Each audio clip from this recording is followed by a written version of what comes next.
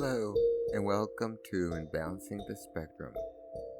I am your host, Jose, and today we will be talking about relationship archetypes, whether they pertain or resonate with relationships with ourselves or relationships with other people, whether they be romantic or not.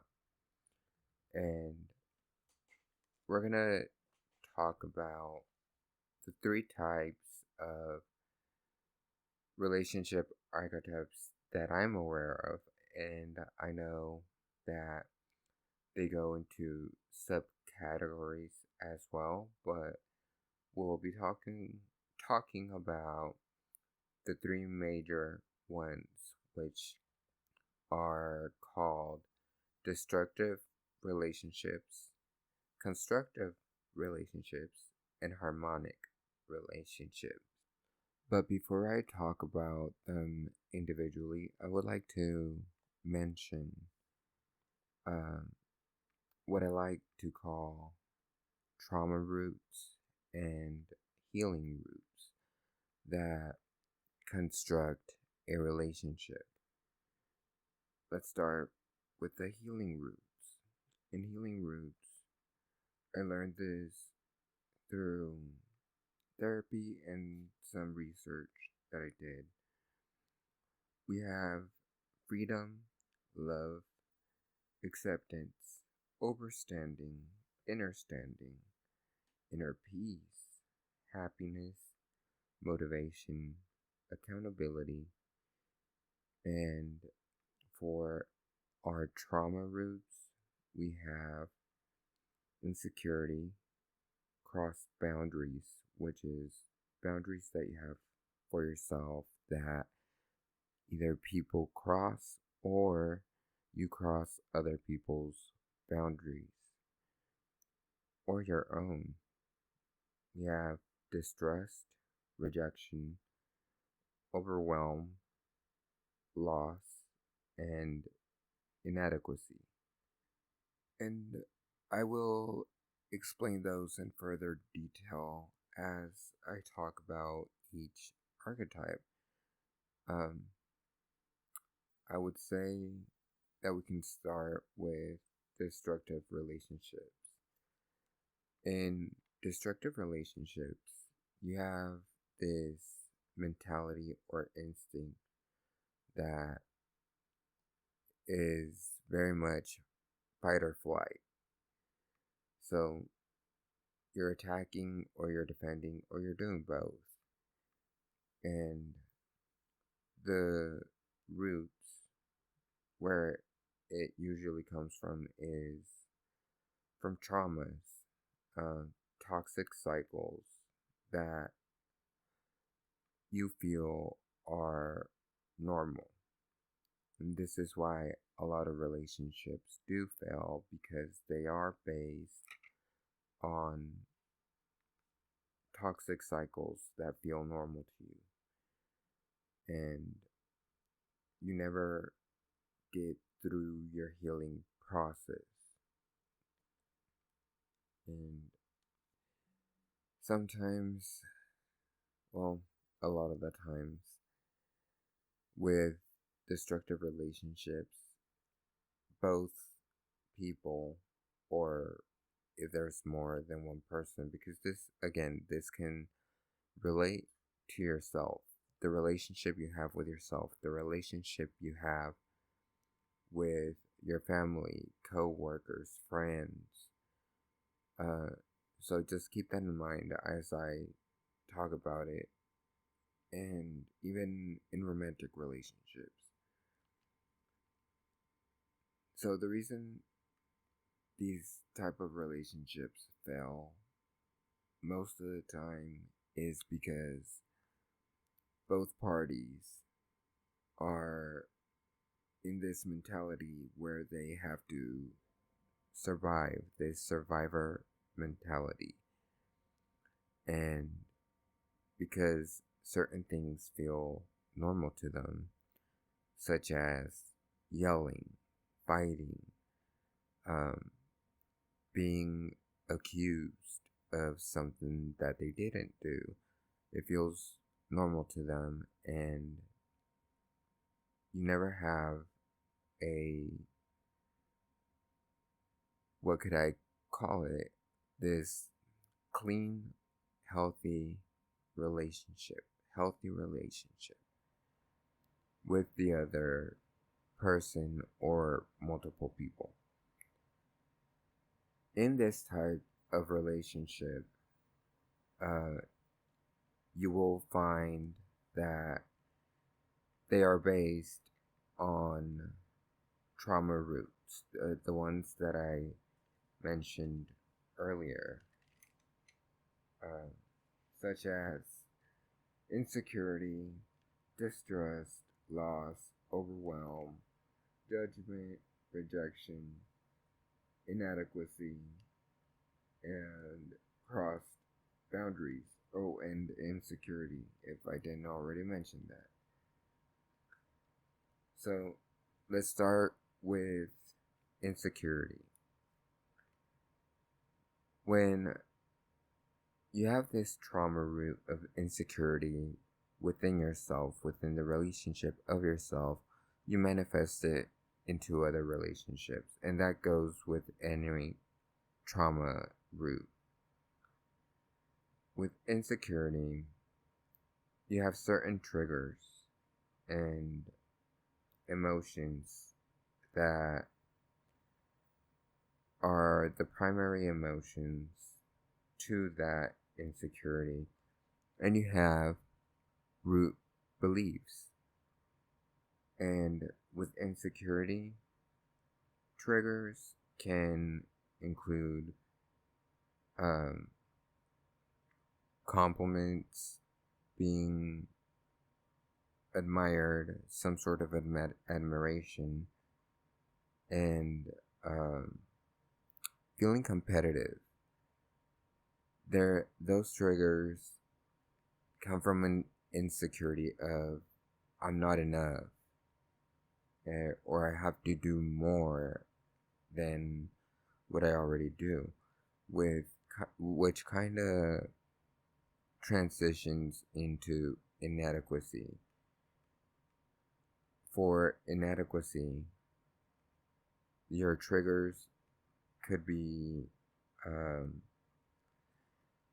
well, how I just said, that you want to do more or you feel inadequate.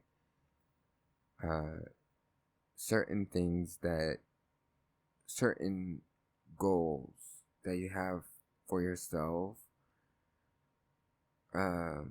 or for other people. Those are what people call, I want to think of the right word here, and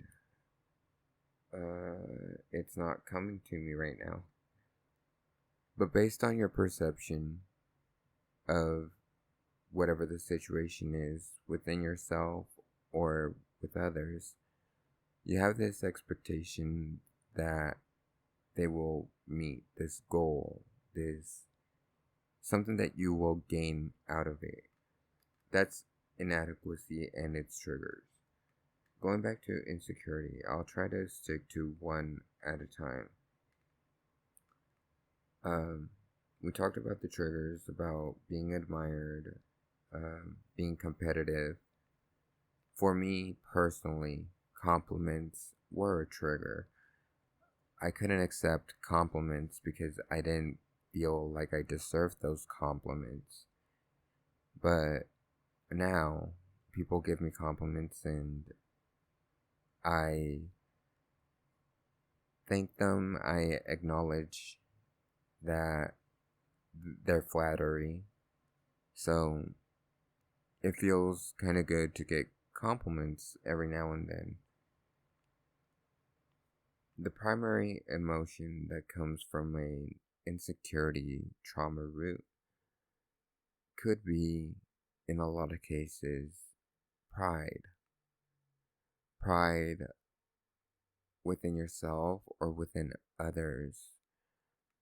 And that pride creates a barrier that you try to cross, and when you do, you get triggered. Just an example, um, painters. I'm I'm a painter myself. It's a hobby that I have that I use to channel my emotions. And I think every artist does that, whatever medium it is that they do, painting, writing, music, whatever it may be. And you have this pride, and when you finish your, in my case, artwork, and somebody compliments me in the past, I would be like, no, you're bullshitting me. It's not good enough. And it would be very much dismissive of how they felt towards my art. So, because I had that barrier, I may have uh, hurt people because they gave me a compliment out of their own will, and I just rejected it. So, that's one of the primary emotions with insecurity. Another emotion that I think is even more primary is fear, because insecurities are fear based. Fear of not being good enough, fear of being too good, fear of not being loved, fear of being alone.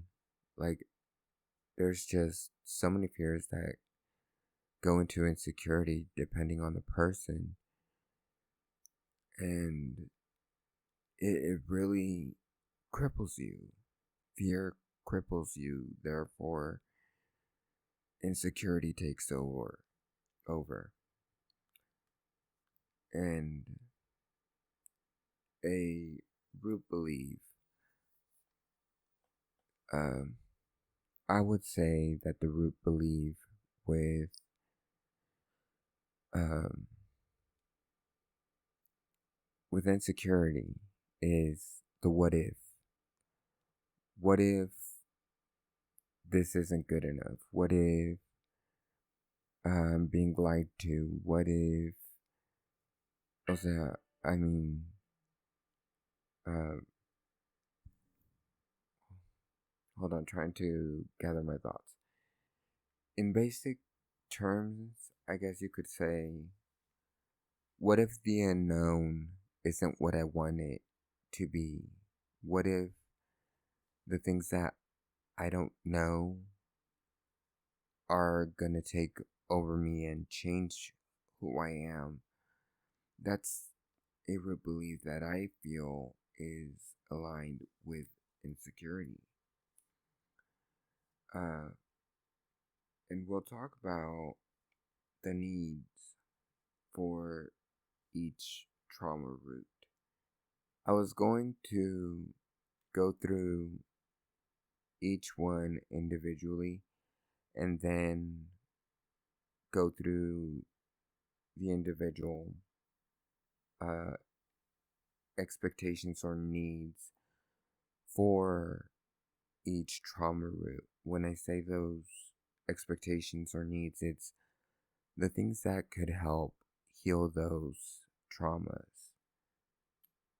But I think it'd be better if I talk about them um, together, talk about the trauma root and talk about the possible solution, as well as how and where those traumas come from. Like with uh, insecurity, you could be praised for your achievements and not so much how much effort you put into what you do. Therefore, that I'm not enough or I'm not doing enough comes to as a thought, it manifests as a thought.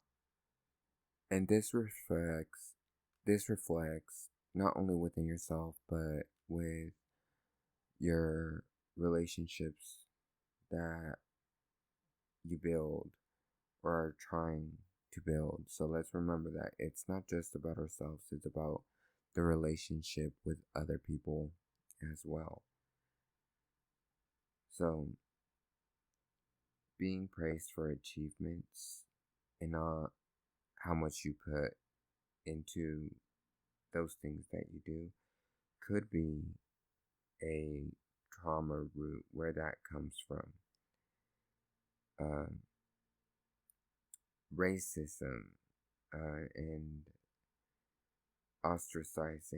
being ostracized can come into those insecurities when people build prejudice against you for whether it's race, sex, gender, orientation, whatever it may be. When they build a prejudice against you, you may feel like those thoughts are wrong and everybody else is right. So you shame yourself for having those thoughts and um, being ashamed of who you are as a person. This happens a lot in our society, and we need to acknowledge it more than we already do. I feel like at the moment it's like, yeah, it's there. Racism is there, discrimination is there, but we're not doing anything about it. Even though there are people that try to bring the spotlight to these subjects, there's a lot of people that are in denial about it. Earlier, I read a comment on my Instagram that black people oppress themselves. They're not oppressed by others. And as much as I tried, I was like, how can somebody think that way, knowing how black people of color, are treated in our society? And it's not just people of color, it's other ethnicities, other demographics, whatever community you belong to, and you can belong to multiple communities. These people say we oppress them. We oppress ourselves when they're the ones that tell us we're wrong for being who we are. So as much as I tried to comprehend their thought process, I didn't get there. I was like, I don't know what this person's thinking. But other traumas can be conditional love. Maybe you grew up with conditional love and that felt normal to you. Remember, these traumas in relationships, we feel like they're normal, so we stick to them. As a kid, you could be told, I love you, but you make one mistake and it's, no, I don't love you. Or you get rejected or neglected just because of that one mistake. as a kid, and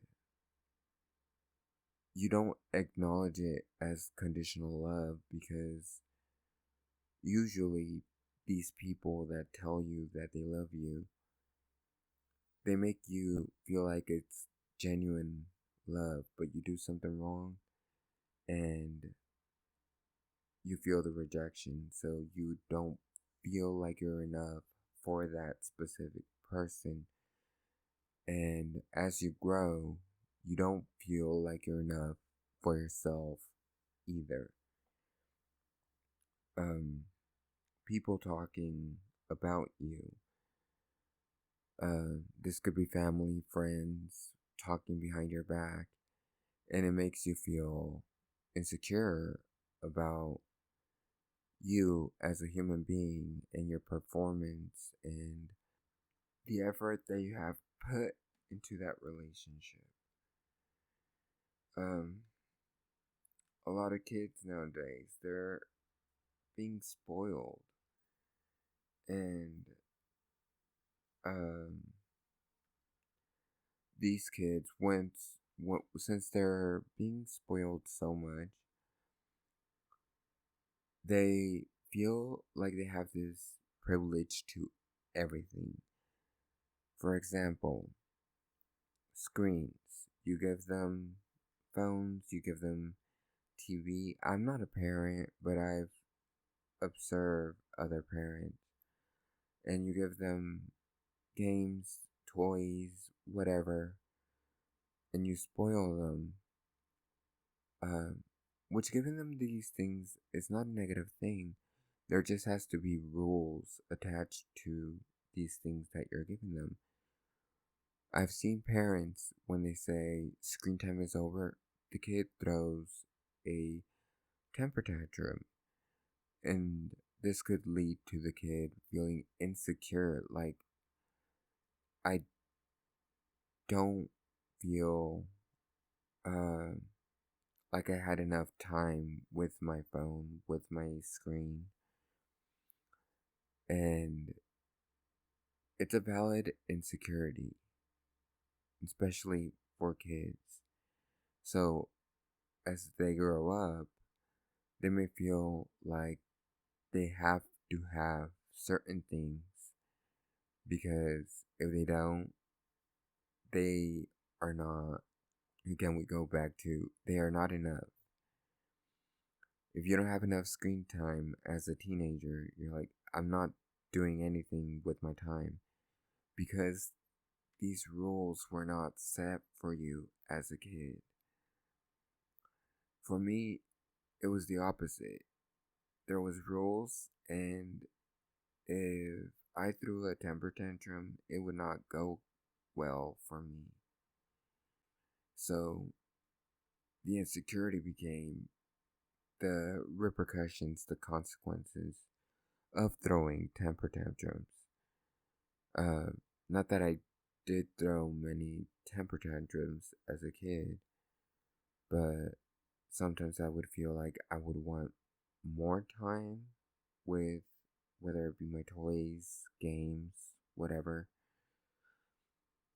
Um, but the rule was no, you're done, you had enough, and you go about your business. Whether it's, for me, it was doing chores, um, doing what I have to do, eating, and um, if I complained just a little bit, there would be repercussions, like I said. And when I grew up, there was this insecurity that I couldn't do what I wanted because there would always be consequences to me wanting something. And um, even up until a couple years ago, that's how I felt. Like, I want to be me. I want to express myself, but I shouldn't because it's not right for me to voice my opinion, to express myself, to be myself, because others don't see it as the right thing. And that's based on perspective. My perspective is I am normal. I am who I am because of the things that I've gone through. And I've healed those parts of me. So now when I want something, I don't feel bad about it. I'm like, yeah, I want to take a walk. I want to uh, paint. I want to game. I want piercings. I want uh, clothes. Whatever it is. I'm like, I'm okay. Like, I could get it. And if people don't like the choices that I make, like, for example, the piercings and clothes, um, that's okay with me. They don't have to be okay with it. I'm okay with it. Um, but yeah, moving on to other traumas. Um, like they could be insecurity could come from bullying, and in an earlier episode, I talked about bullying a little bit, I think, and how bullying can come from people you are close to, not just strangers or even in school. It could be your own family, your own friends that bully you, or people that you think are your friends. So that insecurity goes to why are these people bullying me for being who I am, for thinking the way I do, for acting the way I do? And you start blocking yourself and conforming to their idea of what you should be, who you should be, and how you should act and how you should think. So, those are some of the traumas or examples of traumas that can be related to insecurity. And um, we are now going to talk about the needs or the expectations that you should receive in order to heal this trauma, insecurity. And for one, you have to develop your self esteem. For me, it took a long time to build self esteem.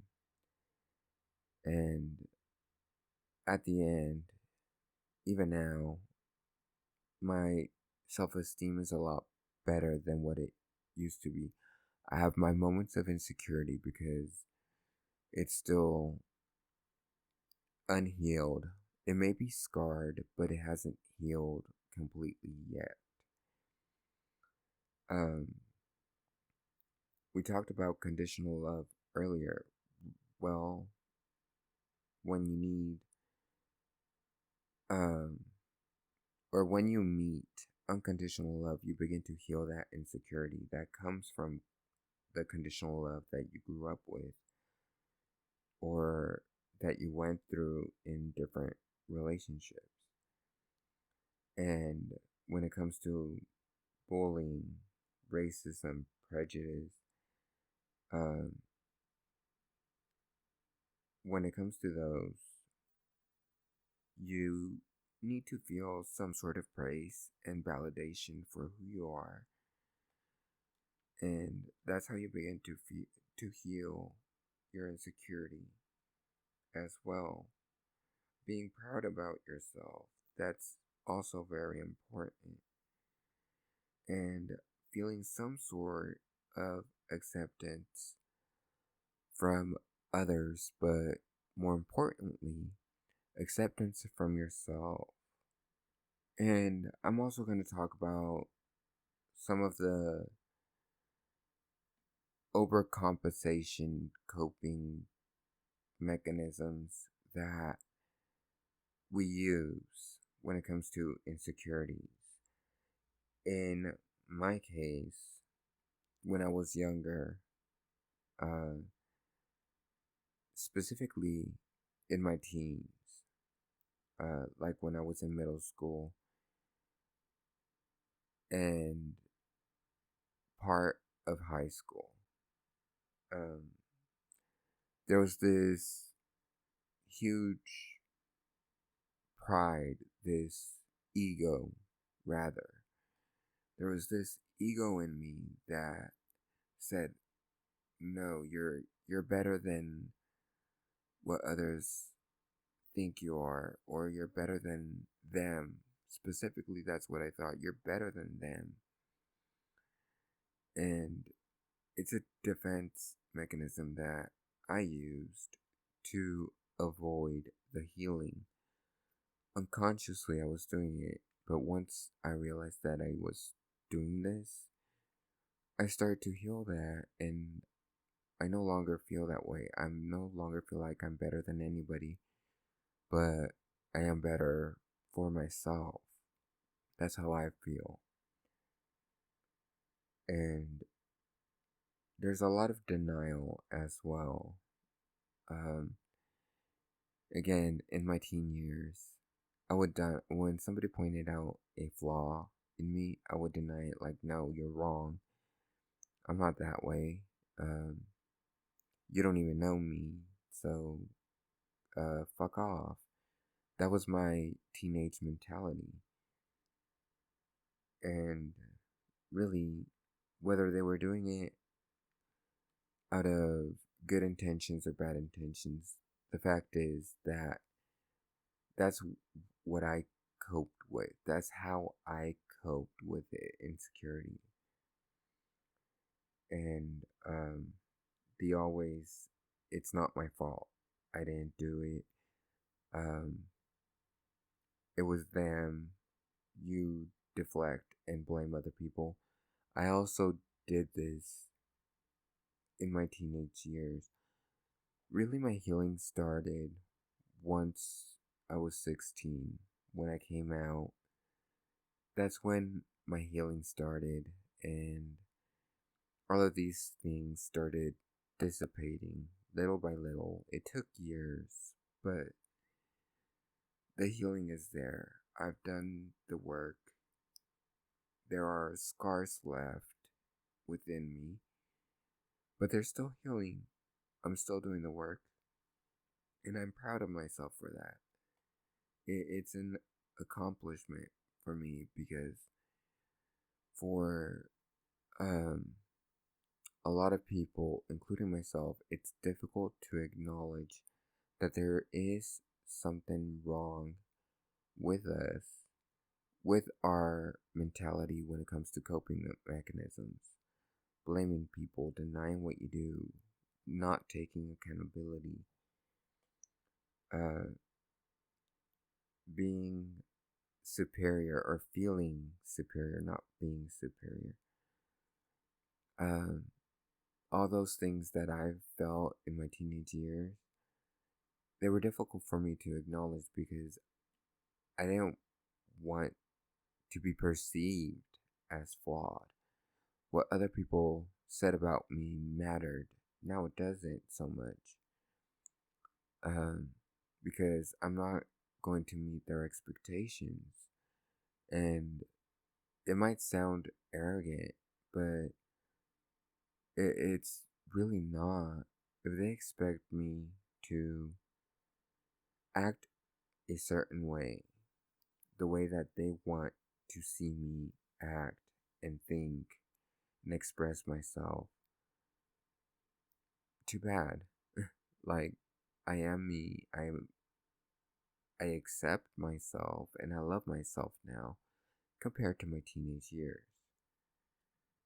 Okay, I'm gonna try to go over these a little quicker because I don't want to spend too much time going through them individually and not being able to get to the other archetypes. So let's continue with crossed boundaries. When it comes to crossed boundaries, Um, it comes from a root of expecting something from someone or from yourself. Um, I believe that that's one of the biggest root beliefs with cross boundaries. And when people cross your boundaries or you cross somebody else's, you result in anger. And I feel like that's the biggest emotion that you get from cross boundaries. You get angry at people because your expectations were not met, or you receive anger from other people because their expectations were not met. Um, and some examples of the traumas that could cause these cross boundary traumas, this root, um, people breaking your boundaries all the time, whether it was as a kid, teenager, adult, whatever, because we can create, or traumas can be created throughout our life, not just childhood. I've been talking about childhood, but that's my experience. Um, which there are also traumas that were created in my teenage years and in my adulthood as well, but I try to work through them. But when people keep breaking your boundaries, crossing your boundaries, you almost feel like they're trying to intimidate you, or at least that's how I felt. And um, people trying to control everything that you do, act, think, express yourself. Like I was talking about earlier, uh, these control issues that people have, that they want to build you a certain way that they see you as, even though you're not that person, that could create a trauma of a root trauma for crossing boundaries. And these boundaries can also be crossed um, emotionally, psychologically, physical, mental, verbal, all sorts of abuse. Abuse doesn't necessarily mean physical abuse, but it can be. And if you've gone through any type of abuse, uh, you may have built unconsciously this trauma with crossing boundaries, whether it was crossing other people or crossing your own, or having other people cross your boundaries. And I say crossing your own because it is possible to cross our own boundaries. Um, like ethically speaking, you might have this certain perspective when it comes to ethics, and you could break them. And then later on, you think about it and you get angry at yourself for breaking your ethic code. That's just an example of crossing your own boundaries. Um, and some of the things that we use as overcompensation coping mechanisms, uh, they tend to, since they come from anger, you get aggressive.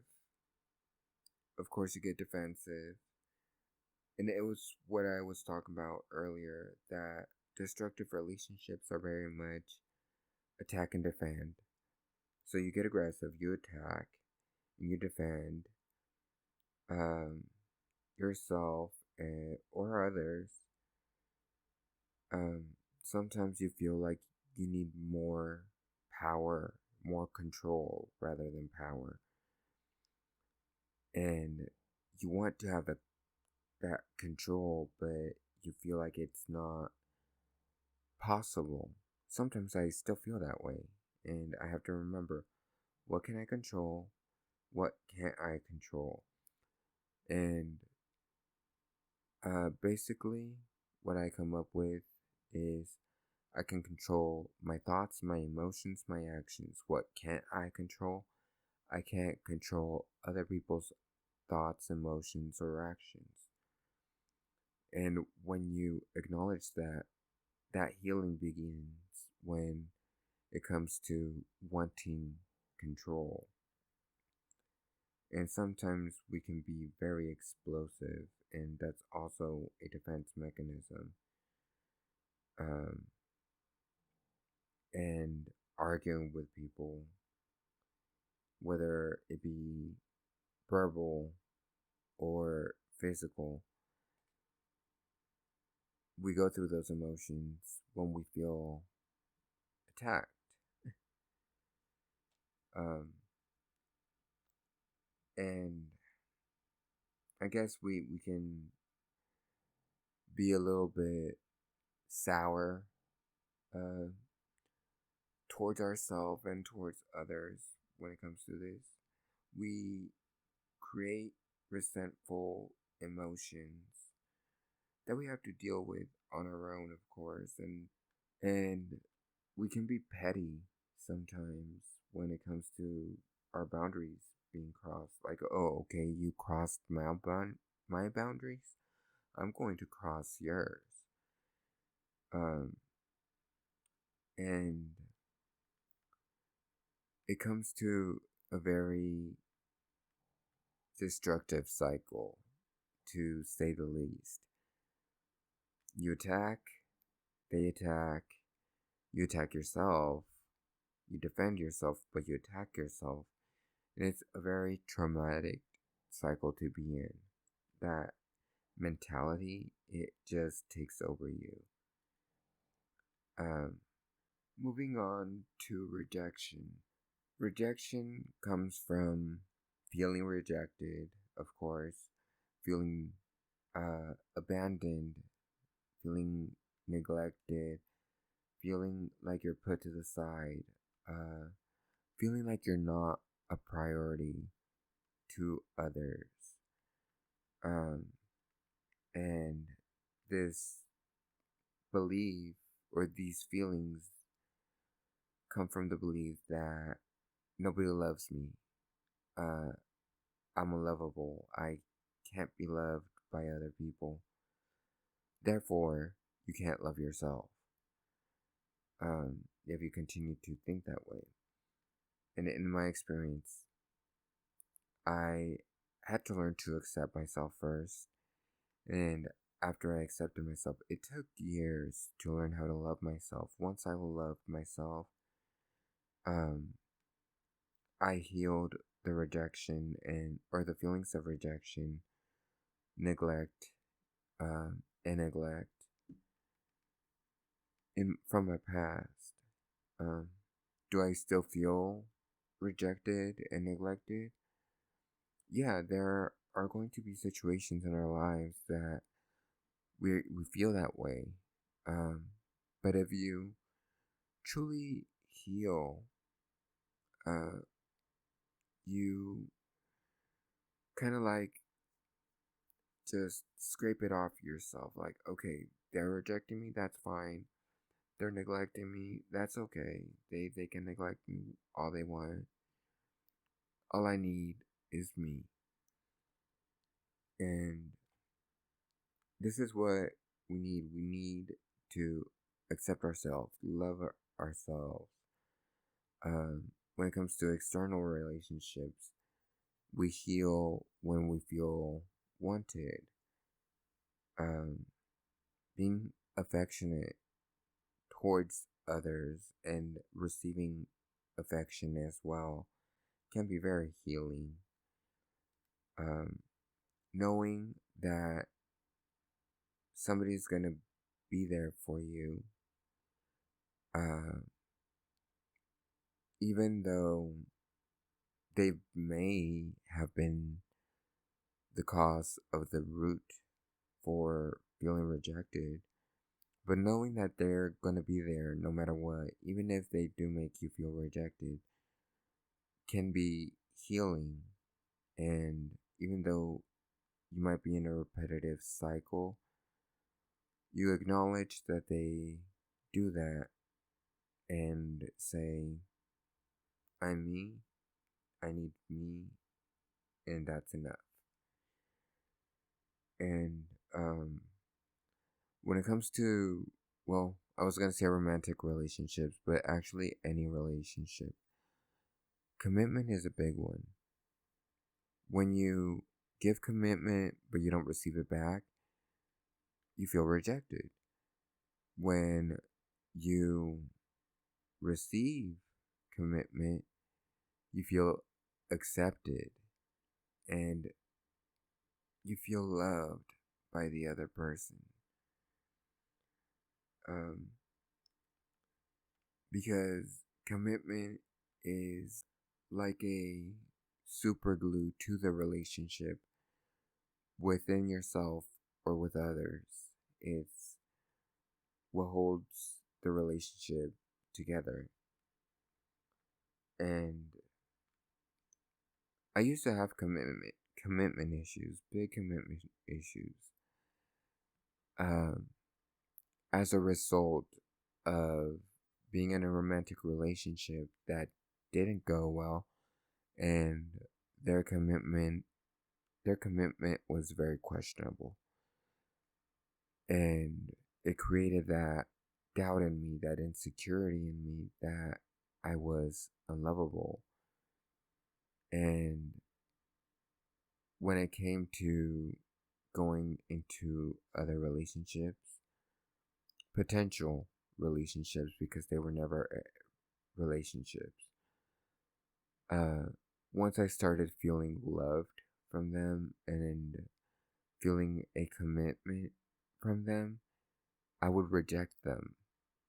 So, this is what I mean when it's not only towards ourselves from other people or from ourselves, it's also from ourselves towards other people.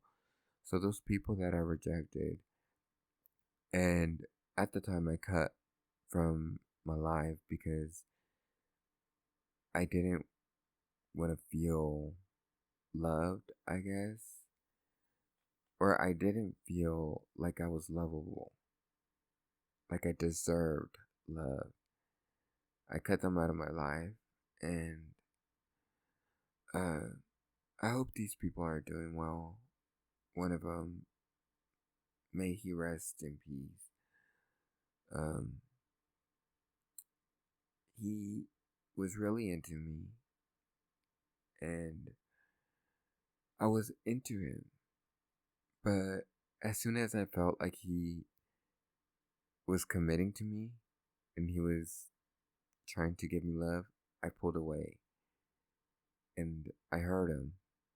Unfortunately, I hurt him, and I talked about it many years later. Um, and he acknowledged that he was into me and that he wanted me to have a relationship with him and be into him. I told him I was into you. I was just not right in the right mind space. So I'm sorry for hurting you, and um, I hope that we can stay friends. Which we did. We didn't talk often, but we did stay friends. Um, Mostly because his life was very crazy, and uh, I just stayed away from all the craziness that he went through. He was very spontaneous, and um, I am not. And that's because I've become stagnant, I guess. As a teenager, I was more spontaneous. But not being spontaneous isn't a bad thing. I would like to be spontaneous, and sometimes I am. I'm like, let's go do this. Let's do something today. Um, just out of nowhere. And I'll do it. But anyway, um, some of the mechanisms that we use to defend ourselves or to overcompensate is deflecting. Like you can deflect your own traits onto other people, or uh, traits from other people onto yourself, because you feel unworthy. Uh, Cutting ties with people, continuously cutting ties with people can also be a way that we overcompensate for feeling rejected. And um, just marginalizing yourself from people, society. That way, you don't go out into the world and feel rejected all the time. Um, you can also be very independent to the point that it becomes overwhelming. Uh, when somebody says, "Hey, I could help you out," no, I got this. I'm cool. I don't need your help. You're rejecting. So really, when it comes to these root traumas, the feeling of each root trauma we project back to other people and to ourselves when we're overcompensating. And a lot of the times, you can also feel like you have to people please uh, everyone, because if you don't please them, they'll reject you. That's a feeling that's very personal to me, and that I went through again, or that I went through again, talking about my experience and how I went through these things as well, and how I have healed a lot of them. Um, and like I've mentioned earlier, they're scars, but they're healing. I'm still doing the work. So, yeah, moving on to judgment. With judgment, um,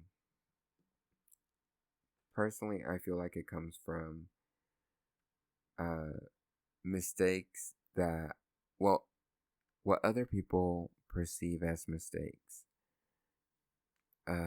That's what happened to me. People would perceive certain things and classify them as mistakes, even if they weren't, and I would just accept it. Like, okay, I'm making mistakes, and when I do make mistakes, I'm being judged by the other person. So that's where judgment, um, that's not where it comes from, but that's what can trigger the feeling of feeling judged. Um, and you shame yourself. That's the primary emotion. You shame yourself, you guilt yourself, and you can act like a scapegoat. That's one way of overcompensation, I would say.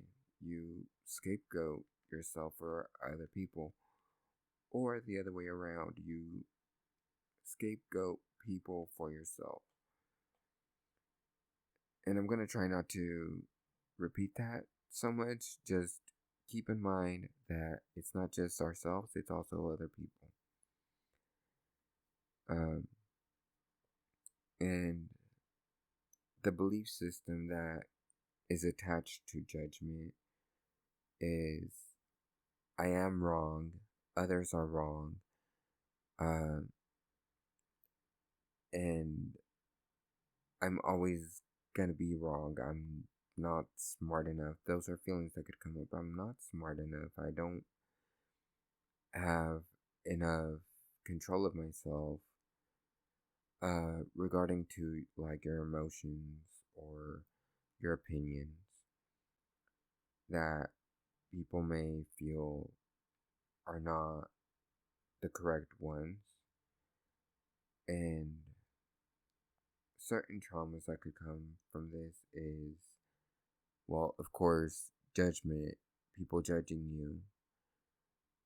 It could be because of your race, creating stereotypes because of your race, your religion, your gender, etc., etc. Um, and a lot of times it starts at home with our parents judging us for every little mistake that we make, or even just judging us on our appearance, how we express ourselves, how we talk, our opinions, etc., etc. A lot of times it does come from home primarily. And once you go into the world, you feel like all of society is judging you just like you have been judged at home, and you just accept it. You feel like it's normal because it became this feeling of being normal at home, so it's normal everywhere else. And that's where your thoughts of I'm wrong come in. And this could create, this is just my opinion, not a fact, or a theory rather than an opinion. This could create OCD in people. And the reason I say it's a theory, it's because, again, I experienced this. Um, when I was younger, I had to do the chores. My mom taught me how to do the chores from a very young age, how to do my bed when I was 2, 3 years old. Um, and if I did it wrong, she would grab the sheets and throw them on the floor, and I would have to start all over. If I sweeped or vacuumed and it wasn't vacuumed to her expectation, I would have to start all over. She would literally grab the pan and toss the dirt all around, and I would have to sweep it up again until she was comfortable or satisfied with the result. If my room, and I used to share a room with my brother when I was younger, if our room was not clean enough for her, whether it was toys scattered on the floor or just dust on our wardrobe or on the wardrobe or whatever, um, she would pull out all our clothes, toss them, and we would have to uh, continue or re clean, as I said earlier, and or refold the clothes. I mean, not re clean, refold the clothes, and it had to meet her expectations. So throughout my life, specifically in my teenage years and early adulthood, uh, there was a lot of OCD. I would freak the fuck out because people did not meet my expectations when it came to cleaning. And if you don't know what OCD is, because that's what I'm talking about, OCD is over compulsive, or not over, obsessive compulsive disorder. And for me, everything had to be neat and tidy. I don't struggle with OCD as much as I do, but I catch myself here and there still with hints of OCD. My room, it had to be cleaned out every day, and I had to wipe my mirror and keep it clean, keep my bed made. And I would have things on my dresser.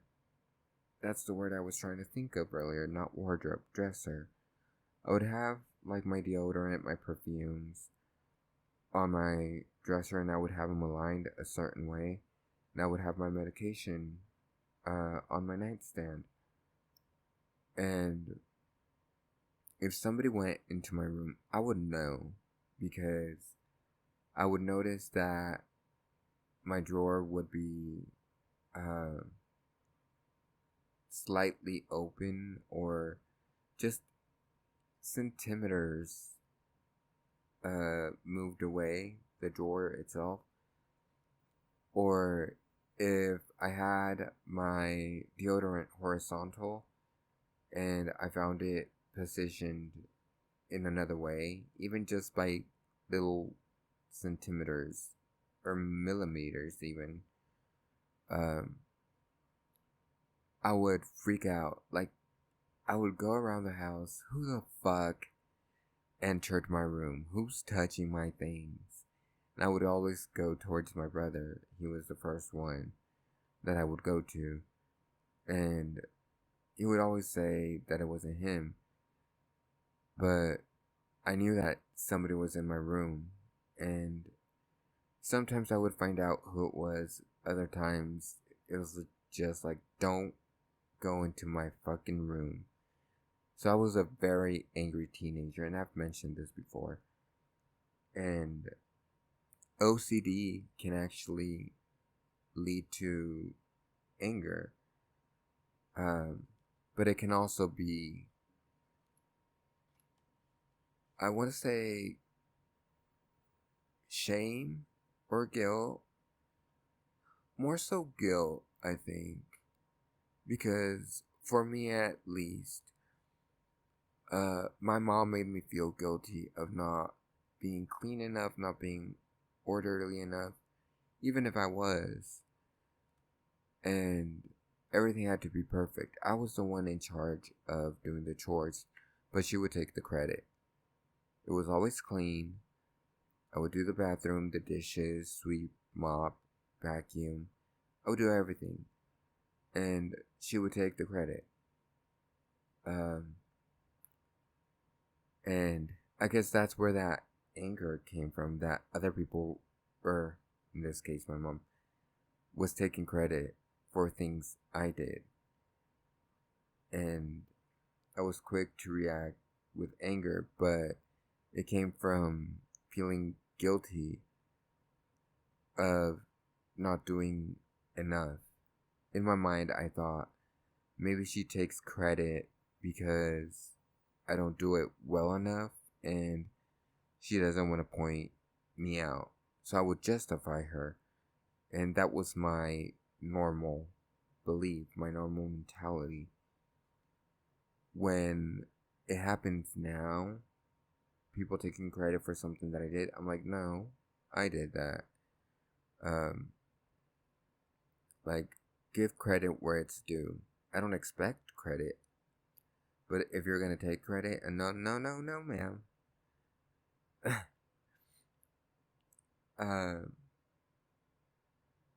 But yeah, the traumas come from,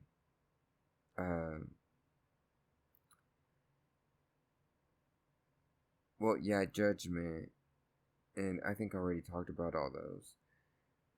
And I did talk a little bit about the overcompensation with anger. I would say that when it comes to acting out of anger, you're acting kind of. If anybody has seen Charmed, uh, Piper Halliwell, one of the characters from the original series, she she has OCD, and there's this episode where the sisters are put into under a spell, and she's cleaning the whole house, and she doesn't feel like it's enough, and instead of washing dishes, she goes, "Well, just buy new ones," and she starts breaking them, and um, this is very erratic behavior that it's very real for some people. Some people will be like, I'm not cleaning enough, or it's not being clean enough, so I'll just toss it away. In the episode, it got to the point where she is breaking down doors, she's taking down everything, like, she's like, it's not perfect, it's not good enough. And she cast the spell over the house, made it invisible, and disappeared it. Not just invisible, it disappeared. It wasn't there. Um, it wasn't until her husband reminded her that Phoebe was inside, and she was like, "No, she wasn't." And she was like, "Where's Phoebe?" And when she realized that her sister was inside, she reversed the spell, and the house came back. Her sister was fine, and she broke the spell that she was in. My point being, erratic behavior can be attached to OCD, and it can also be attached to uh, being judged. Um, because you go into this erratic behavior of, I'm doing as much as I can, I'm doing as much as I need. Uh, I need to be perfect, and so that I won't be judged. So those are some parts of, or some mechanisms that we use to overcompensate. Um, and when it comes to judgment, you can also be mean towards others and mean towards yourself. More than mean, you become a punisher. You punish yourself, you punish others. Um, and what we need to heal all of that is um, learning, at least in my opinion, learning the consequences that comes from our choices, not just the expectations that people have for us. Feeling good, well, feeling at peace with making mistakes, acknowledging that making mistakes is okay. That, for me, was a hard lesson to learn as well. Um,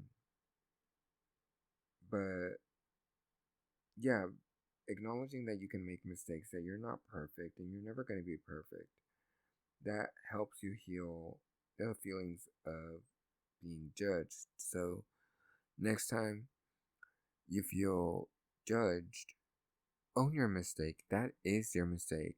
If people point out that you made a mistake, yes, it's my mistake. And if they start telling you why it was wrong and what you should have done, I'm like, it's my mistake. Yeah, I fucked up. Uh, but it's okay. Like, the world isn't gonna end just because of my mistake. Well, I hope the world doesn't end because of someone's mistake. Fingers crossed. Um, but yeah, being free of judgment, or being in an environment that's free of judgment is very healthy and very healing. And um, having to learn that every mistake has natural consequences. Sometimes when we don't acknowledge this, we create our own consequences, but acknowledging that natural consequences come from our mistakes, and viewing them as lessons. Your mistakes are your lessons that you need to learn. And sometimes we'll repeat the same mistakes over and over and over again. I have, and I continue to learn. There's some things where I catch myself after I make the mistake. And I'm like, oh shit, shouldn't have done that. Okay, I'll try to remember for next time.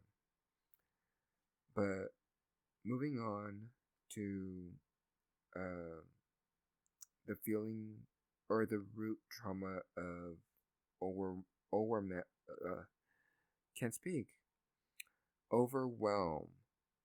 An overwhelming trauma um, comes from, I would say, uh, having too many responsibilities, uh, specifically, well, not having too many responsibilities, but making you feel like you're responsible for too many things at once.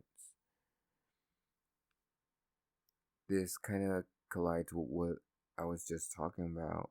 Um, as a kid, I was made to feel that I had the responsibilities of an adult and that I had to be the adult. As the older brother, I felt like I had to uh, set an example. When it came to my parents, my mom specifically, when she would tell me, you have to set an example, she would hit me. And I thought that that was setting an example. So I would hit my brother whenever he made mistakes or he wouldn't listen. And I would feel overwhelmed because I always felt that I was responsible for him and doing things the right way that I was taught. And um, just so many demands were made, and that's where this trauma came from for me. There was so many demands for me. Uh, being good at cleaning, responsible for my brothers, um, having responsible for my brother's actions as well, not just for them, and being responsible for my education. Uh, most of the time, when I would ask for help at home, I wouldn't get it, so I would have to resort to myself. And in school, I would feel overwhelmed, like I wasn't doing good enough, even though everybody else saw me as the nerd and they would copy off me. They'd be like, Jose, what's the answer to such and such question? And they would use me, and for a while, I would let them. I stopped doing this in high school.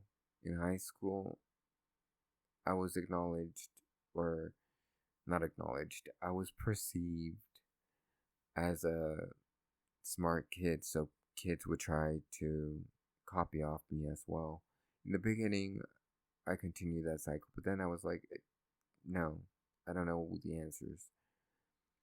And this is when I acknowledged that um, I was enabling them to overwhelm me. When I stopped that cycle, I no longer felt overwhelmed for other people at school. I felt overwhelmed for my own studies, but not for them. Um, but yeah, when we feel overwhelmed, it's almost like you've given up. Like, what is the point to doing everything that I'm doing? And it almost, no, not almost, it does. It creates insecurities that we think we're not good enough, and that inner voice is telling us, you're never going to be good enough, you're never going to do everything correctly, and you get overwhelmed even more. Um, you also think like it's too much to handle. I don't have the capability to handle so many things at once. Um, Also feeling like you're a fragment, like you're this broken piece that doesn't fit the puzzle. You could also feel that way, or at least that's how I see it. That's my perception. Um, but what we need to heal or to start the healing process, we need to feel like people care, that they care what we're going through and what we're doing. And like I said earlier, I would ask help and I would have to figure it out on my own. And I wouldn't ask at school because I felt like um, the teachers would be like, you're not paying attention. The you're not a kid that pays attention and puts effort into learning. That's how I felt at school. Uh, so to reverse that feeling, I had to acknowledge that it was okay to ask for help, but I didn't learn that until after I graduated high school. And I looked back and I was like, I should have asked for help more often and not feel ashamed for asking for help. And feeling safe, feeling supported. And actually, in my junior and senior year, um, my health teacher, my junior year, was very supportive of me. People didn't like her because she was very cranky, but she was only cranky or pushy to the students that weren't paying attention at all. When it came to me, my experience with her uh, was very positive. She supported me, or I felt support from her, and she made me feel like it was okay to ask questions. Um, and that's where it began. That's where my healing began. But I didn't realize it until after I graduated. But in my senior year, she was my AP English or my AP literature teacher. And uh, when it came to the class itself, she knew that I was paying attention. And she would pull me aside when class was over and she would ask for my opinion on what we've read. And I would give it to her. And um, like the Kite Runner, I don't remember who wrote it, but it's a beautiful book. It's sad, but it's a beautiful work of literature. And I remember her asking me, what do you think the pomegranate symbolized? What was the metaphor for the pomegranate? Um, or what was the metaphor for the lamb?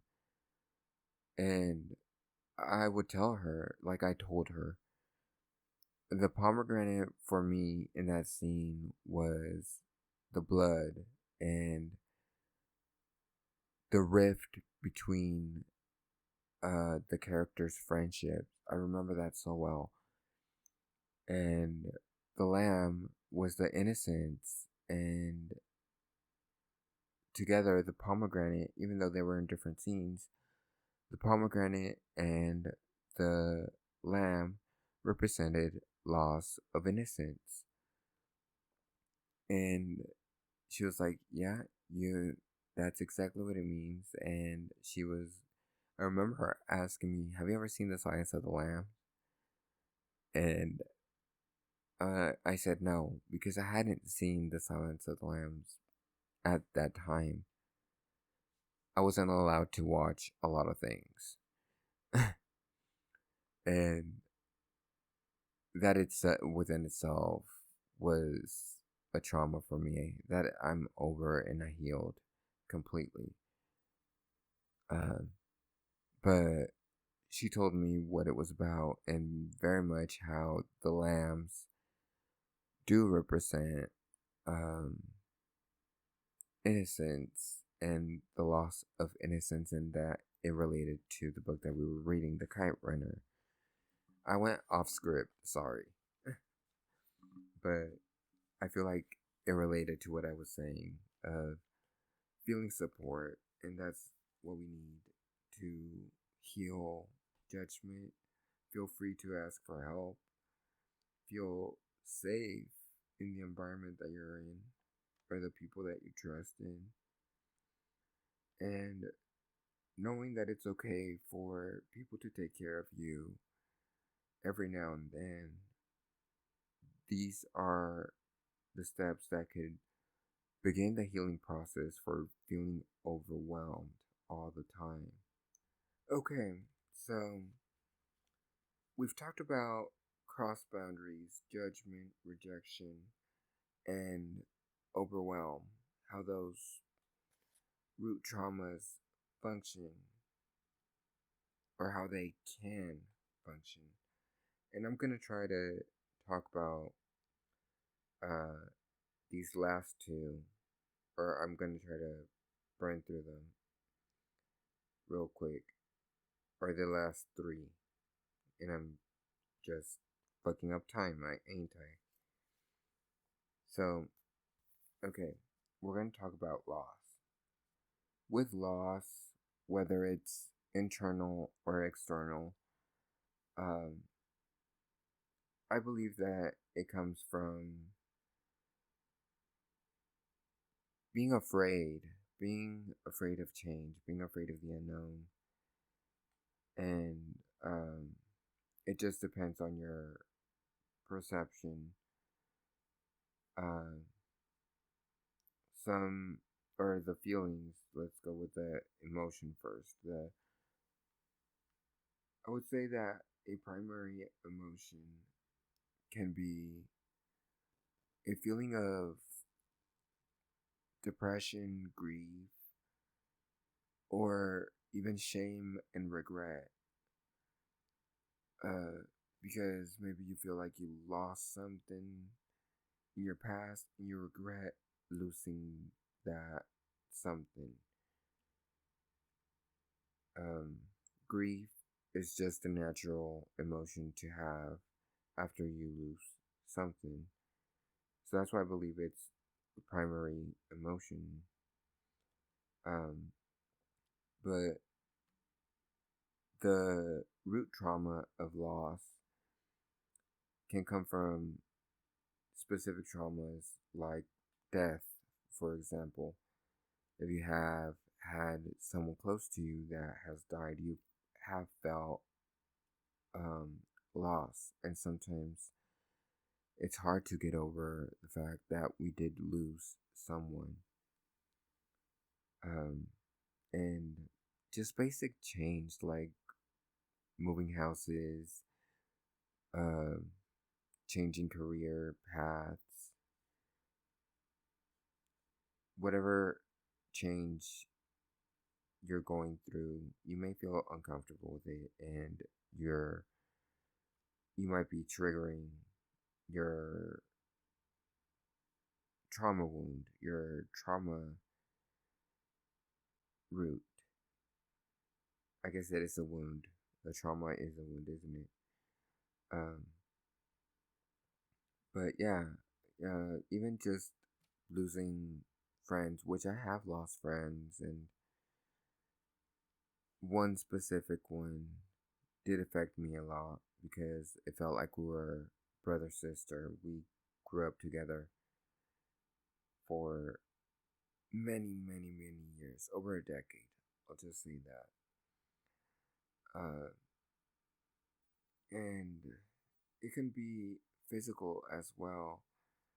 Well, uh, not physical, materialistic.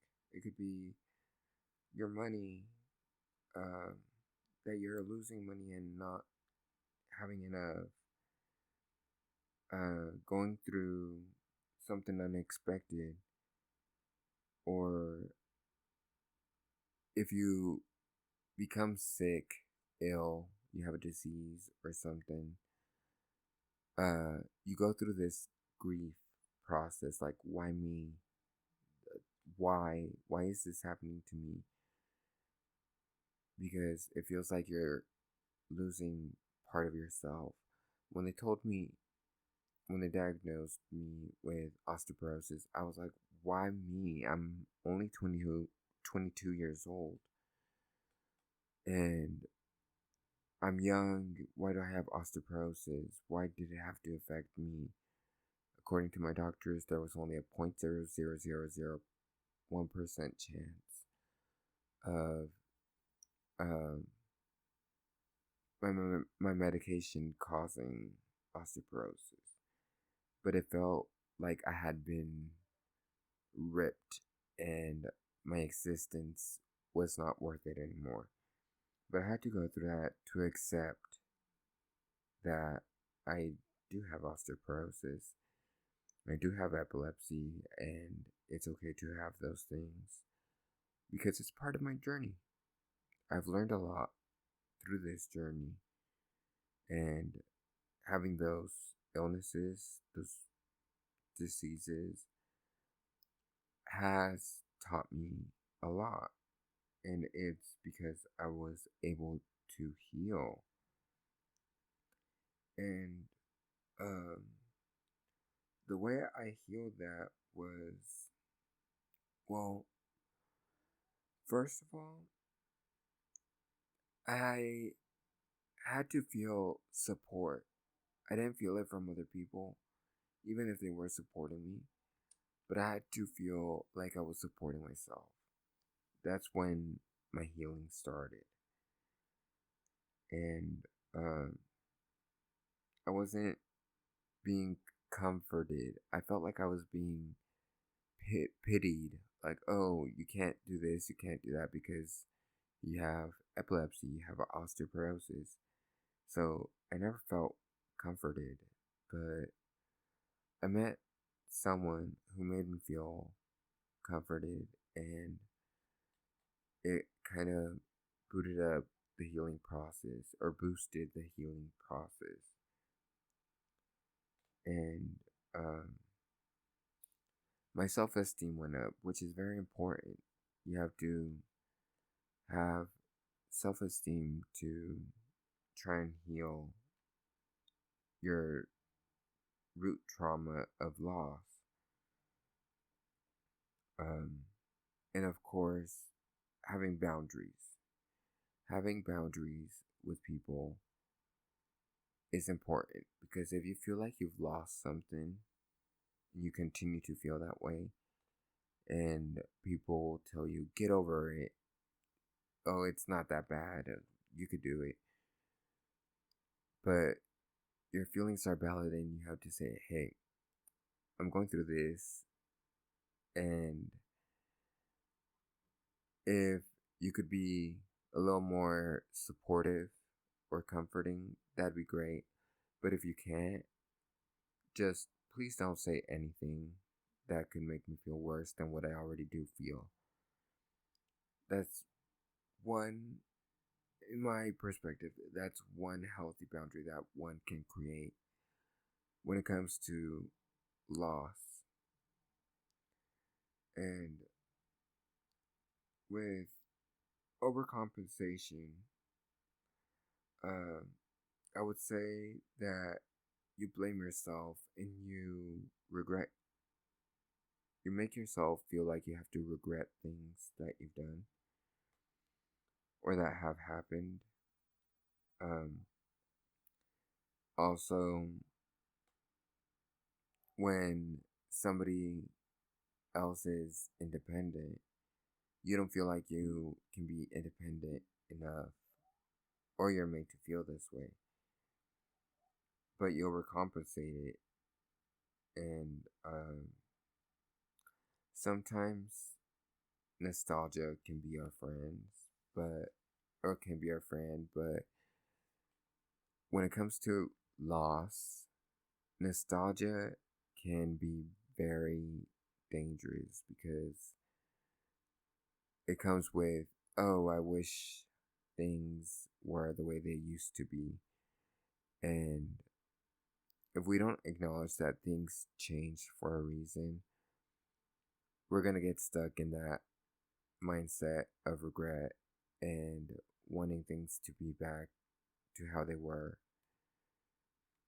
But the fact is, change happens. It's part of life, it's part of evolution. Um, People often say that people change. It's not that people change, but their perspective just evolves, it ascends, and you're able to see from other people's perspectives as well as your own. And I feel like that's a way to uh, cope in a healthy manner, just to try and see things from a different angle. Continuing to distrust, um, it's similar to loss. Uh, change can be triggering. Um, Not knowing what's going to happen can be triggering, or not knowing what is going on.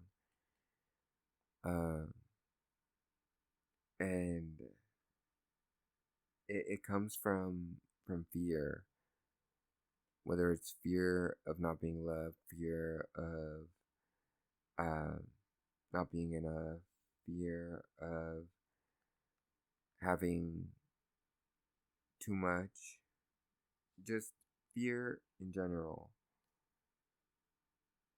And distrust, like insecurity, because distrust is an insecurity. Um, you ask, what if? What if they're going behind my back? What if uh, they don't like me? What if I'm not cool enough to hang out with them? And you build this barrier, distrust, and when people approach you in a positive manner, you're like, I don't know what you want. You probably want something out of me. Uh, and when you feel this way, uh, I feel like it comes from being exposed to uh, a lot of things, not just in childhood, but throughout your life. Being exposed to dysfunctional relationships and seeing how they are just so dysfunctional that it makes you not trust other people. Um, Sometimes it comes from our own communities, religion, gender, race, whatever it may be, those community beliefs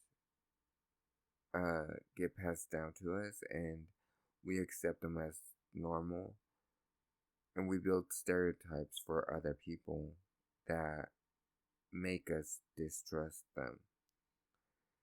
Um, you know, also, like, let's say you you have kids. Let's say you have kids or pets. Kids or pets, you choose. And you ask somebody if they could take care of them for a weekend, 2, 3 days, and something goes wrong. You lose your trust towards them, but if it was traumatic enough, you you stop trusting other people to take care of your inner circle. And every time somebody will offer, like, oh, I could do that for you, you'll be like, I don't think so. Just fuck off. I think fuck off has been the the phrase of the day. Fuck off. Um, but we can start healing when we trust ourselves and start trusting others. It's not a uh, easy thing to do when that distrust is constantly within you. So, how do we get to trusting others and trusting ourselves? I think that we have to uh, view how reliable a person is, how reliable we are, how honest and transparent a person can be, and how we could be. And that would create a safe space. That's what we need to heal that distress, is a safe space. I don't think it could get any more complicated than that. Just feeling safe in general makes you trust your surroundings. Um, I've had relationships with people, friendships with people that I trust, but my inner circle does not, because they don't know them that well. They don't know them like I do. And even though they have met them, they still distrust them, even though they've spent time with them over and over again. They have this distrust in them because they don't know them like I do. And that's okay. Um, like, I'm not gonna force my inner circle to trust somebody that they don't feel comfortable with or they don't feel like they could trust them. What I can do though is let them be and have moments. If the person that I trust comes into my inner circle, I'll let them have quality time together so that they could get to know each other better. It doesn't always work, but it's worth the try, in my opinion. Um, Now, moving on to inadequacy. So, inadequacy uh, can come from this desire of uh, being more, having more, or feeling like you're incapable of not having enough, not doing enough, not being enough. So you feel inadequate.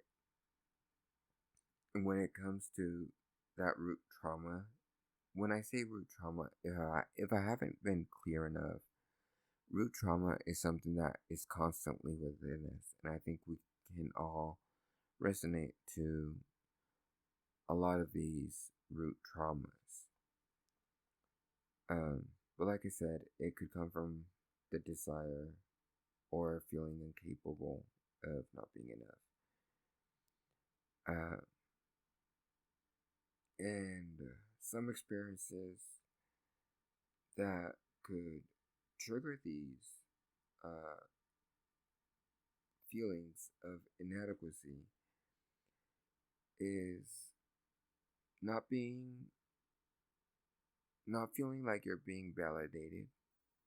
That's one. Meeting people's standards can be difficult, and sometimes it could feel impossible, so you feel inadequate. I know I still feel that way in certain situations. Um, Also, like, I guess, um, being overstimulated can cause you to feel inadequate because when you feel overstimulated, you're like, I'm done. I don't want any more of this. And you move on, and then you start feeling like, shit, I didn't do enough. I'm not good enough. The way I think you can start the healing process is by feeling like you can do enough. You have to build your perception of what enough is. Um, when I was diagnosed with osteoporosis, and even before that, before I was diagnosed, I was feeling a lot of pains and I didn't feel like I was doing enough. I had to keep resting. And now I'm comfortable saying I do what I can when I can, and if not, it's okay. Uh, Progress doesn't necessarily have to be a diagonal mountain. Climbing a mountain, just imagine a triangle going up the mountain. That does not have to be what progress is. Progress can be like a zigzag. Sometimes you do more, sometimes you don't do a lot, sometimes you do nothing, and it could just go up and down, up and down. So it's up to you to define what enough is for you, not for others, and vice versa. And of course, being or having perseverance. Um, when you persevere, you do more and you do more and you do more. And you keep this constant level of doing more. And again, it just depends on your perception what enough is. So, being persevering can be very healing for inadequacy.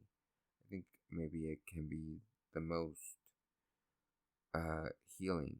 Just trying again, persevering, try and try and try. And being uh,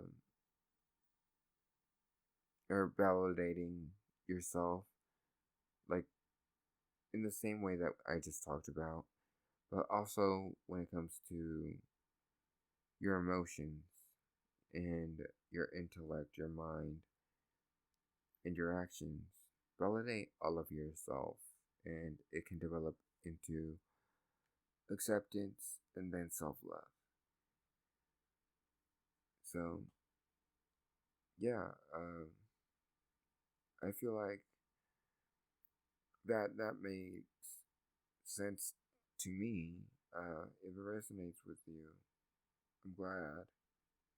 Well, if you made it this far, that means that everything that I've talked about has resonated with you, and I hope it helps you and that it can boot up some sort of healing for you.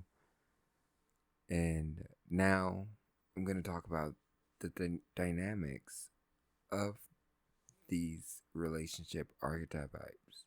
Archetypes. I promise that it will be smoother sailing from here on out.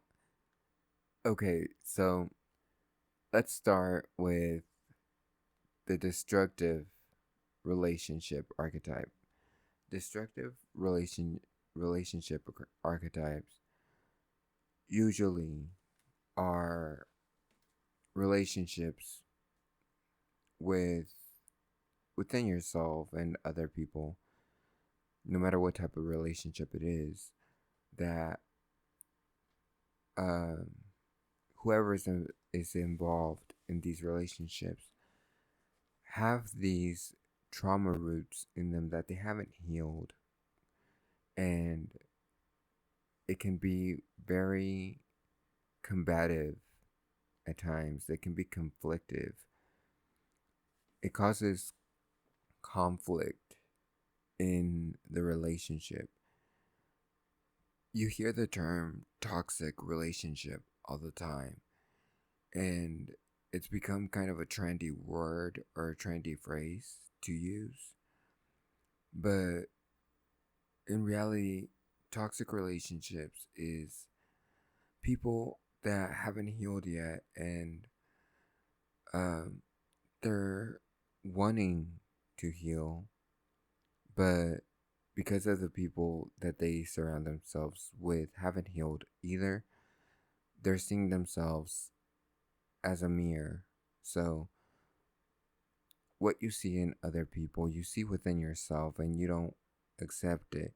That's why I talk about acceptance and acknowledgement a lot. Um, Once you acknowledge that what you're seeing in other people also exists within yourself, you do introspection, you look within, and you start um, weeding out your traumas, your roots, and you start defining them. That's one step. You start defining them. Like, why do I feel this way? Why do I feel lost all the time? Why do I feel rejection in my relationships all the time? That's where it starts to uh, heal within so that you could start healing externally as well. And the more you heal these traumas, um, the more progressive your relationship becomes with another person. Um, Maybe I should have started with the dynamics of the archetypes, but I decided to do the roots first so that you could comprehend, overstand, understand where these roots come from and that it's possible to heal them. So, in destructive relationships, you create this toxic environment that keeps you in that same cycle without healing. And sometimes you surround yourself with people who have healed their traumas, but because they healed your traumas, you feel like, oh, they think they're better than me. They think they um, have it better than me. They don't know what I've been through. That's where our mentality goes when we meet a healed person and we haven't looked within at all. Like we've neglected to look within ourselves. And it does cause a lot of conflict. This leads us to constructive relationships. In constructive relationships, there's a feeling of relief because in a constructive relationship, you feel supported, you feel like you could work with the person, and um, maybe you've healed some parts of you and they've healed some parts, and you come together and you try to make each other better so that your relationship could be better. And you do this so that you could grow as a human being, grow as people, and it's a mutual feeling. In constructive relationships, you have this understanding of a person. Um, you have the acceptance and some sort of harmony. You accept people for who they are, how they are, and they accept you. You also have accountability within these relationships. When you take accountability um, for your own actions and for what you have said, um, and your opinions, just in general, taking accountability. Yes, I do think this way. Yes, I did do that. And if it can be conflictive at times with constructive relationships, but when you go to the person and you say, "Yeah, I did do this, but um, I did this because of this reason, and I know I hurt you, and that was not my intention to do so, and I will try to not repeat the same mistake again." That's a form of accountability. If you do repeat this mistake, then you are not in a constructive relationship. If you continue to create the same mistake over and over, you're in a destructive relationship within yourself because you're repeating the same mistake that's hurting the other person, and vice versa. Um, these relationships, they evolve from our traumas. We work together with the person to heal and support each other's individual journeys of self growth. So while you're supporting them for their self growth, you're receiving the same. And as you do that, you create this journey within you of healing those scars, um, healing those traumas. They become scars, and then you go through the cycle of healing those scars. Um, when it comes to individual growth, uh, it in a relationship, you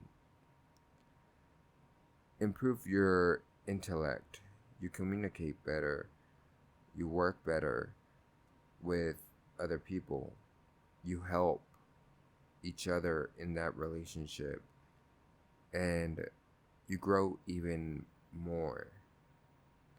Uh, Constructive relationships, a lot of the times, is about breaking generational traumas.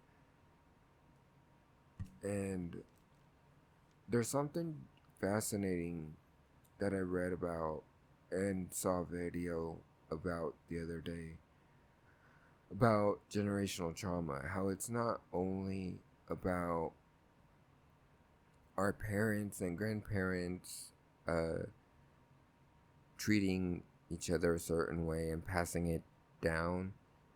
It also has to do with conception. Generational trauma gets passed down through the epigenetics during conception. And that's another topic for another time.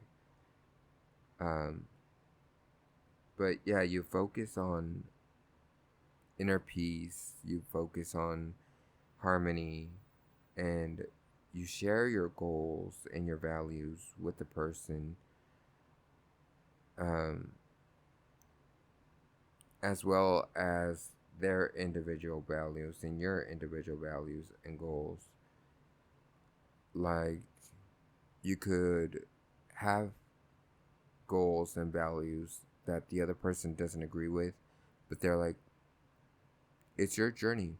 You go ahead and do that. You got my support. I don't agree with it, but you got it. You got this.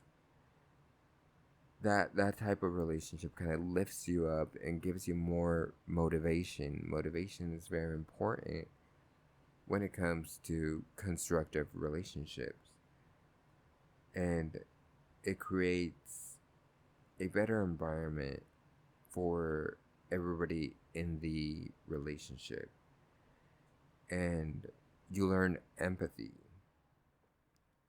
Um, and it's, as I was saying earlier, uh, between a healed person and an unhealed person, um, can create conflict because you have different perspectives.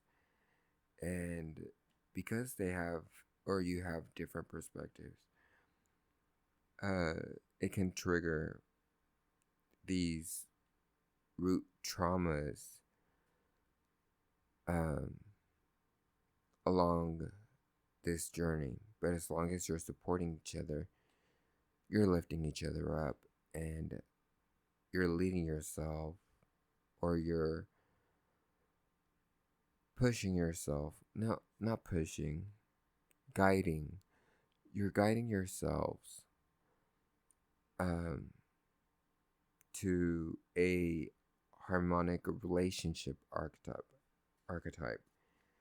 And with harmonic relationships, um, also depending on your perspective, it's very relative. Uh, you have inner peace in harmonic relationships, and you have bliss, like this environment where you're just like, yeah, this is it. This is what I want. And in order to do that, you have to have harmony with the other person, uh, a sense of unity. Um, when you have that unity, you strive towards a higher self. And when you reach that higher self, you're like, yeah, this is it. This is perfect. I love this.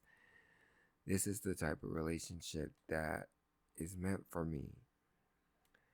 And they evolve from introspection, looking within, healing, and it evolves into a spiritual awareness. And spirituality has nothing to do with religion, it's just your own perspective, how you think, and how you see the world as a bigger picture, not just your own relationship. And it can become this spiritual connection with the other person where you feel nurture, you feel love, and that's how you become one. You have this unity. And when it comes to commitment within this harmonic relationship archetype, uh, you have this strong commitment to one another or to yourself.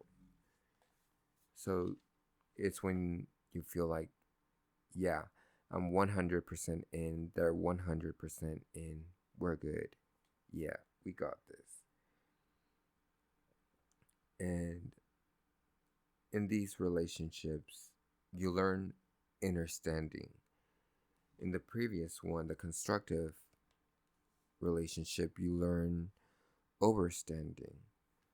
Overstanding is being aware of who they are and just like an I get it moment. I get you.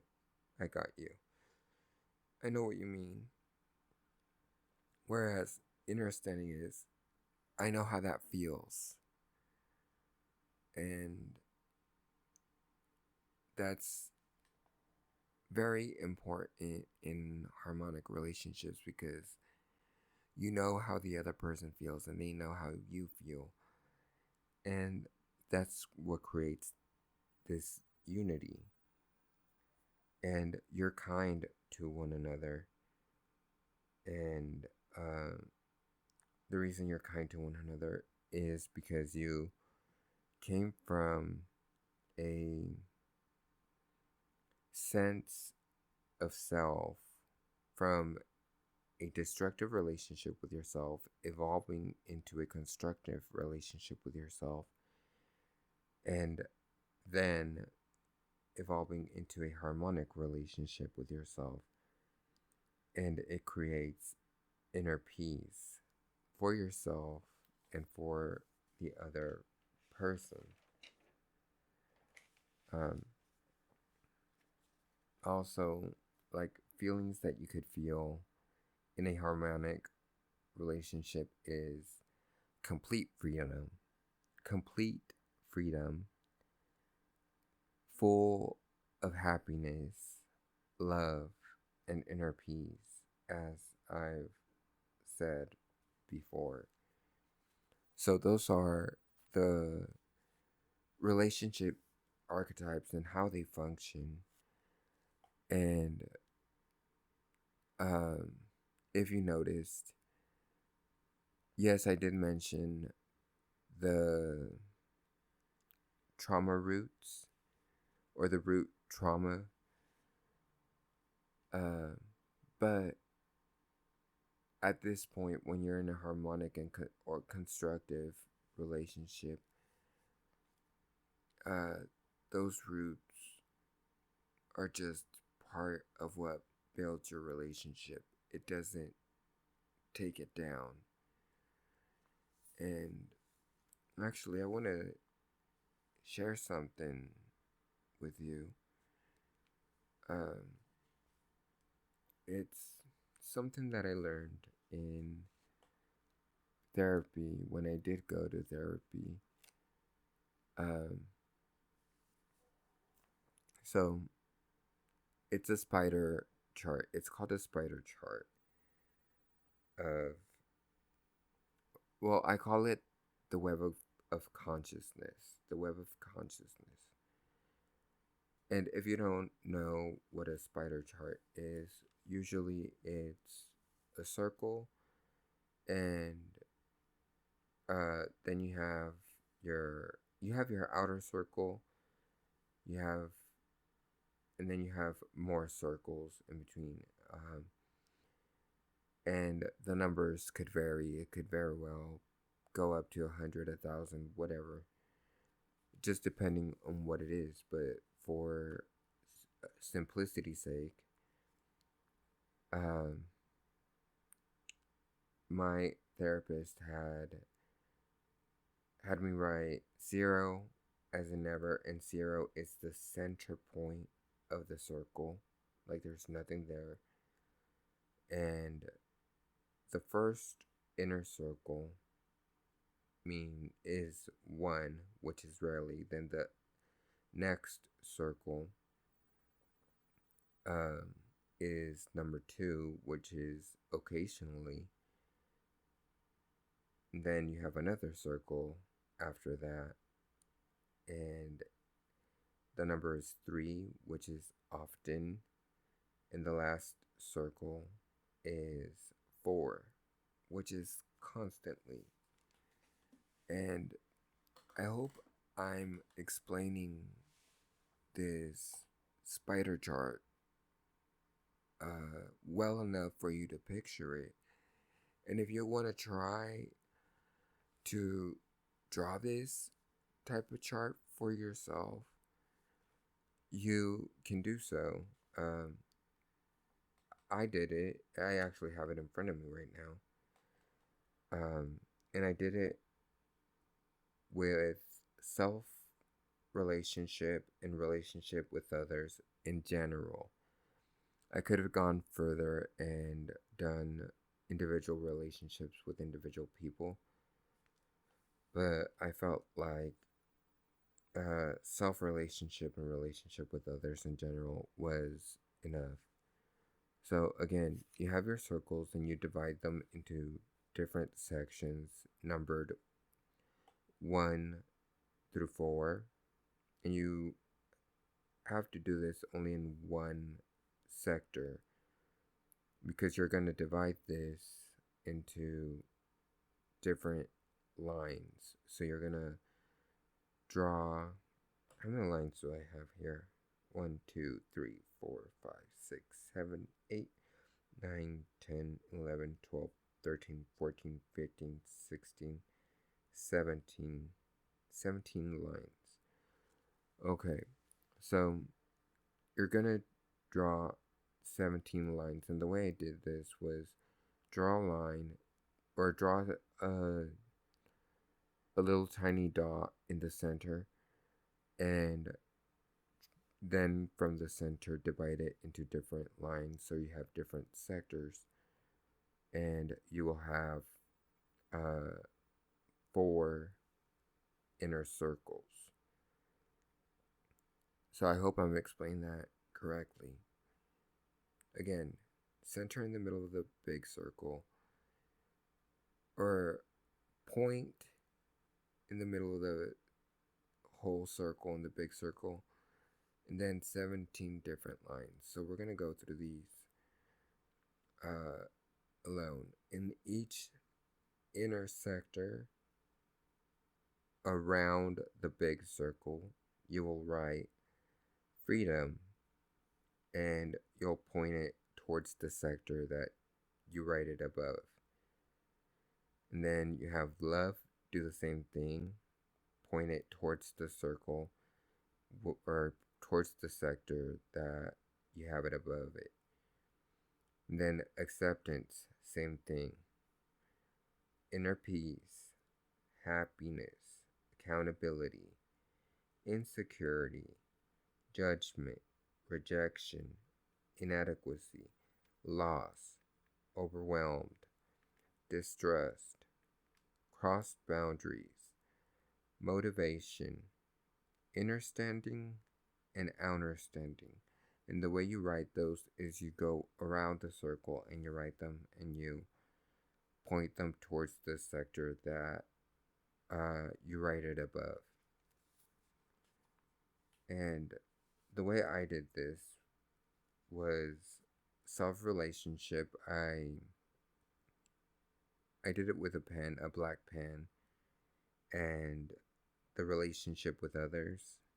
I did it with um, an oil pastel because I couldn't find my colored pens. But anyway, so for my self relationship, I'm going to share this with you. For love, I put it as a 4, which is constantly. Acceptance, constantly. Inner peace, often. Happiness, it went down to occasionally. Accountability, often a 3. Insecurity, occasionally. Judgment, rarely. Rejection, 0, never. And this is for myself relationship, just a reminder. How I feel about myself. Inadequacy, it went to occasionally. Loss, rarely. What is this? Overwhelmed, rarely. Or, hold on, no, that's not rarely. Overwhelmed. Oh, it's a 2, occasionally. Distrust, rarely. Crossed boundaries, often. Put it as often. Motivation, occasionally. Understanding, constantly. Overstanding, constantly. And freedom, rarely. So that's how I feel um, my chart flows. A lot of them are 4s, a lot of them are 3s, some of or a lot of them are 2s, some of them are 3s, and some of them are 1s. There's only one that's a 0, and that's rejection. I never reject myself. So this is about myself. Relationships with others in general. Let's start with love again. And this is, to be clear, how I feel they have a relationship with me. Do I feel loved? And do I give out love? Or do I demonstrate it? That's how I thought about it. Do I demonstrate it? But do I receive love, or do I feel like they demonstrate love for me, people in general? Occasionally. Acceptance, a 3. And this, before I go on, when I say people in general, I do mean, like, in general. Strangers are included in this. Okay, acceptance, 3. Inner peace, 3, which is often. Happiness, 2, occasionally. Accountability, 3, often. Insecurity, that's a 2, occasionally. Judgment, rarely. Rejection. Oh shit, I'm reading the wrong one. Fuck me. Okay. Starting over. Love, occasionally. Acceptance, often. Inner peace, often. Happiness, occasionally. Accountability, occasionally. Insecurity, often. Judgment, often. Rejection, often. Inadequacy, often. loss constantly, overwhelmed occasionally, distrust often, cross boundaries often, motivation, what is this? Occasionally, uh, understanding rarely, overstanding rarely, freedom rarely, and back to love occasionally. So that one was my relationship, or my web of consciousness with relationship archetypes, um, towards others in general. How I feel with them, with other people, and how I treat them as well. Like when it comes to uh, distrust is often. The reason distrust is often here is because I don't trust people so easily. Uh, it's okay to trust someone even if you don't really know them, but I trust with caution. I have to be cautious about who I trust and what I trust them with. That's how I feel about it, and I feel like people feel the same way towards me. And crossing boundaries often.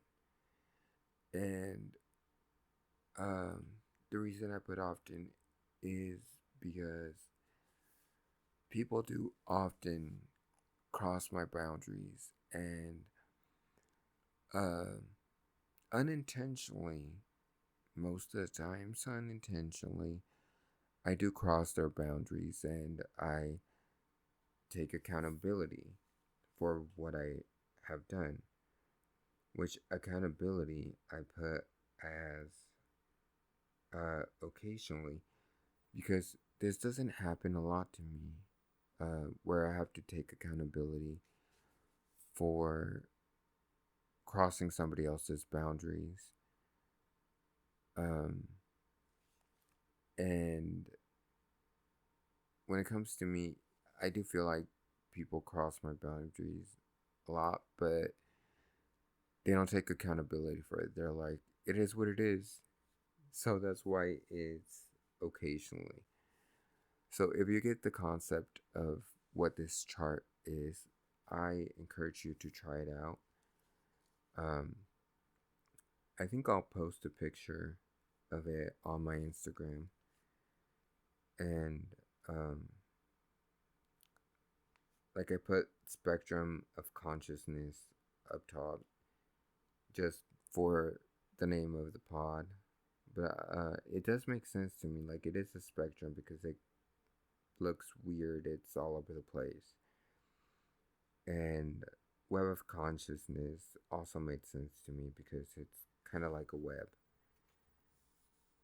But yeah, I think that this would conclude today's topic, and I hope that you learned something. I hope that you are able to go into your healing journey if you haven't already, and if you have, that you could continue to grow as a person and fully accept yourself as you are and love yourself, and eventually you can have, this is what I hope for you, that eventually you can have a harmonic relationship within yourself.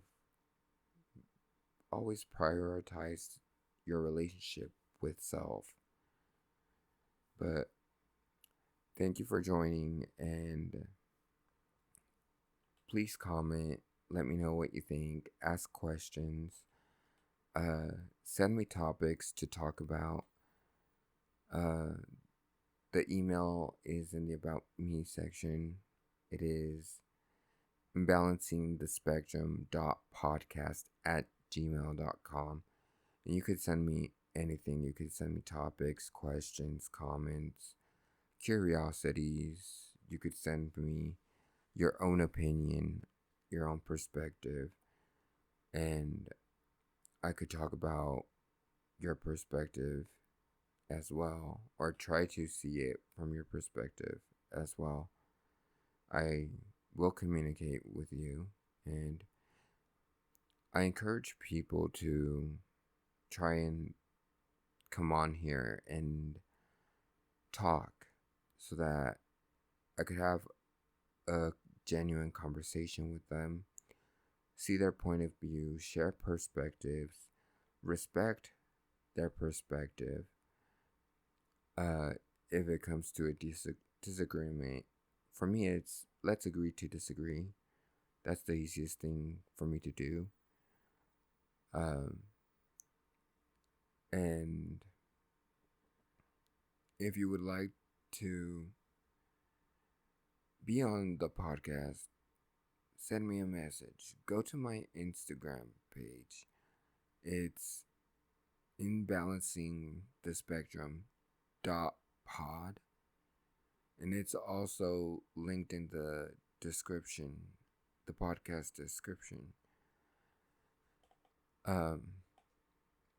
And you could send me messages through there, and we could communicate through there as well. But as always, remember, we are all living on a spectrum. Thank you for tuning in. Until next time, take care and